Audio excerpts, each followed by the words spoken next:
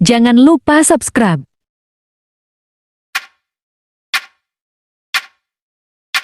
Benua Amerika yang kita kenal saat ini ternyata memiliki hubungan sejarah yang sangat kuat dengan Islam. Islam diperkirakan masuk ke dalam benua Amerika jauh sebelum Columbus menemukan benua ini.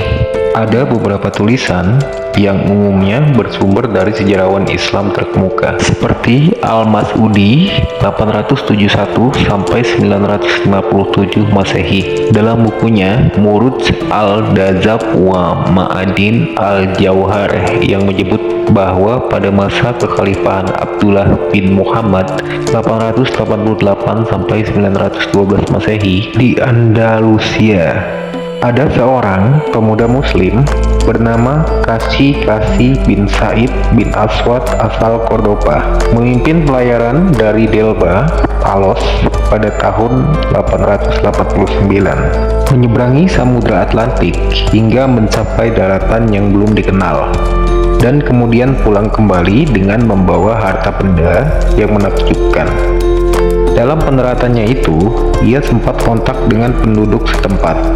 Dalam peta yang dibuat oleh Al-Mas'udi, di daratan yang tidak dikenal itu adalah Amerika. Selain itu, ada juga pelayaran lain yang dilakukan oleh Ibnu Faruk dari Granada pada bulan Februari 999 pada masa pemerintahan Hisyam III 976 sampai 1009 Masehi. Ibnu Faruk berlayar dari Kases menyeberangi Atlantik dan mendarat di Gando, Kepulauan Kanari. Ia menemukan dua pulau yang bernama Puritana dan Altaria. Pada bulan Mei 999 Masehi, dia kembali ke Spanyol. Di perpustakaan Kongres, Library of Congress, Washington DC, terdapat arsip perjanjian pemerintah Amerika Serikat dengan suku Cherokee, salah satu suku Indian, tahun 1787. Di sana akan ditemukan tanda tangan kepala suku Cherokee saat itu, bernama Abdel Kak dan Muhammad Ibnu Abdullah. Isi perjanjiannya adalah hak suku Cherokee untuk melangsungkan keberadaannya dalam perdagangan, perkapalan, dan bentuk pemerintahan suku Cherokee yang saat itu berdasarkan hukum Islam. Lebih lanjut akan ditemukan kebiasaan berpakaian suku Cherokee yang menutup aurat, sedangkan kaum laki-lakinya memakai turban atau surban dan terusan hingga sebatas lutut. Profesor Barry Fell, salah seorang anggota dari American Academy of Science, bersikeras tentang kedatangan Islam di Amerika pada tahun 650-an. Dua prediksi pendapat ini pada kaligrafi kupik adalah peradaban yang ditemukan di berbagai penggalian di seluruh Amerika. Bukti kedua, Profesor Fell, adalah tulisan In the Name of Allah, juga batu bantalan tulisan Muhammad adalah Nabi Allah, berkaitan dengan era yang sama. Tulisan kupik ditemukan pada tahun 1951 di White Mountains, dekat dengan kota Benton di perbatasan Nevada. Kata-kata setan Mahamayan, yaitu iblis adalah sumber dari segala kebohongan, telah ditulis dalam gaya kupik khas abad ke-7. Sebuah prasasti batu milik pasukan 650 Masehi, bantalan huruf kupik HMID dibaca Hamid, tulisan Arab lain yang ditemukan di bebatuan Atlanta di Valley of Fire di Nevada. Ditemukan Samarkand dirham dari abad ke-8 dan ke-9, diteliti oleh perpustakaan Harvard College. Koin nyata menampilkan prasasti La ilaha illallah Muhammad Rasulullah dan Bismillah. Columbus adalah penjahat kemanusiaan.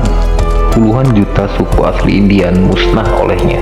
Dua peneliti dari Universitas California, Silburn dan Woodrow, mencatat di tahun 1492 jumlah orang Arawak 8 juta jiwa. 4 tahun kemudian Columbus datang di tahun 1508 sampai 1518. Dari 8 juta, tinggal tersisa 100.000 orang Arawak. Bahkan di tahun 1514, orang Arawak dewasa tinggal 22.000. Peneliti lain, Cook dan Borah, menulis angka 27.800 pada tahun 1514. Dalam jangka waktu 20 tahun, Columbus telah membantai 90% bangsa Arawak, yang ada awalnya berjumlah 8 juta, jadi tinggal 28 ribuan.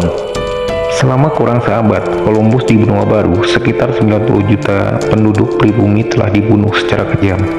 Saat Columbus tiba di Amerika, ada 30 juta orang penduduk pribumi, namun beberapa tahun kemudian jumlahnya menyusut tinggal 2 juta.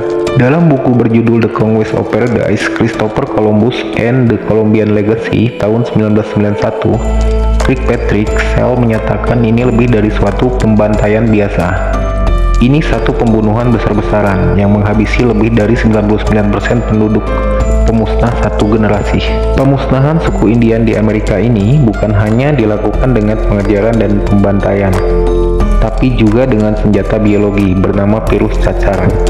Semoga bermanfaat, dan yang sudah subscribe, saya doakan semoga kita selalu dalam lindungan Allah Subhanahu wa Ta'ala.